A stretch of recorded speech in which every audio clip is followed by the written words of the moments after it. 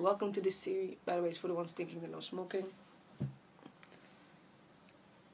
Welcome to today's video. It's going to be an arm series, Arm 101. It's going to consist of two videos, Biceps 101 and Triceps. First, in each video, I'm going to explain, I'm going to talk about the muscles, which muscles. Then I'm going to talk about the function of the muscle. And then I will give you an example workout for your biceps or triceps. And I have an extra that is doing bicep and tricep workout at the same time. Somebody else did it for me and I filmed it. But you guys are going to get that example too. So this is the bicep video. The bicep. I think it's the most for some muscle. Everyone wants the bicep. By the way, everyone calls this flexion of the bicep. So wrong. I'm going to talk about it later. First, muscle, which is the most obvious muscle, is the biceps. Underneath this muscle, sometimes you can see it like here. You have the brachially.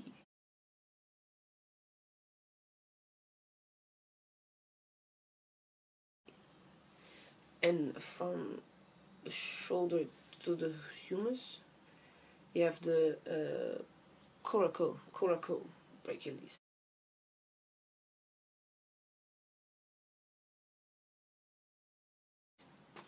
Here are the names.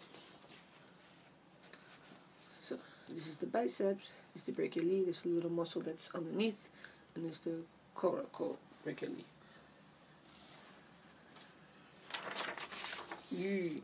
Alright guys, the function.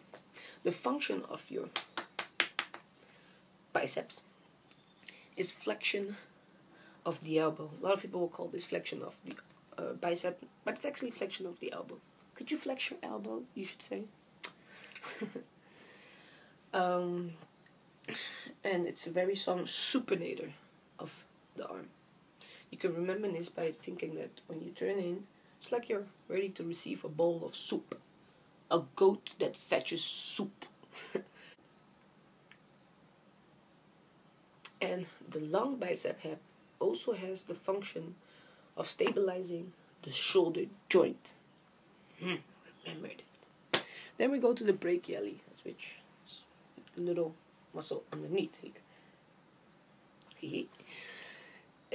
It's the primary flexor of the elbow. So whenever you're doing any type of flexion here, it's primarily going working your brachialis. So you know, you're always working that shit out. The coracobrachialis, which is, you've seen the picture. It's a very strange little muscle, but it's part of your arm. And its primary function is the flexion of the shoulder joint or arm and abduction of your shoulder. So this and abduction is like out. The names, the function, and now we're going to go to an example workout. Before we start off, I want to say that we have 4 sets for each exercise. The first is just a warm-up set. And the rep range is around 10 to 6. And the weight that you pick, you're not just going to do 10 reps and be like, okay, that's it. No, you're going to pick a weight which you can only do 10 times. Then you're going to go for a weight which you can only do 8 times. Then you're going to do a weight that you can do 6 times. To make the biceps grow. So without further ado, let's really go now this time. Okay guys, welcome to straight barbell curls. I used to avoid this exercise because I used to have a pop in my elbow, but I've learned that if it doesn't hurt and doesn't hurt afterwards, it doesn't matter. So I'm doing them again. At the end of the exercise, when the weight is all the way down, I flex my tricep to make sure that my biceps are fully extended. I bring the bar from my hip all the way up to my chin area. I touch it with my nose or with my chin just to motivate myself to get it all the way up there. And I try to not move my elbows as much as possible, at least not to pass my own body. I know it's kind of hard to see because of the sun, but from this angle you can see that I'm actually flexing my tricep when the weight is down, and then I'm not trying to make my elbow travel that much. For this kind of exercises, try to go for a weight that you know you can handle but is kind of big, and know that I'm not trying to travel with my elbow, but if you can handle a bigger weight and you have to travel with your elbow, just do it. I somehow I learned myself the correct way, and I can't unlearn something. So that's why I'm doing this. But you can't cheat with these kind of kills. You're supposed to cheat. Now on to I don't know what these are called. I just made this up. Let's just call them power cable hammers. Because damn, wow, these feel great. I'm making sure that I'm practically trying to push my elbow into the bench. I'm not trying to try to lift that up as much as possible. And as you can see, it's just straightforward. It's a hammer. You just I try to bring it like where my ear is, because I always try to motivate myself by touching spots. Really helps a lot. And it's great. You can go quite heavy on this after you got used to it. And you should go all the way out, like I'm doing, all the way out. And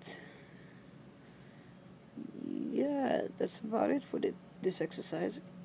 Oh yeah, push the bench far enough back so the cable won't hit the bottom part of it. That's it. I seriously would not know what you would call these. Anyways, what I'm doing here is lying with my chest on an incline bench, and with dumbbells I'm doing curls and trying to concentrate my bicep as much as possible, and having almost no travel in my elbow. And I have a little twist that I give at the end, so my pinky is higher than my thumb to supinate my bicep even more. It's a great exercise, it's a great pinch. You really need to control your arm. Usually you do this with a bar, but I like doing, controlling exercise. Alright then guys, that was it. Hope you guys liked it. I had a fun making this video.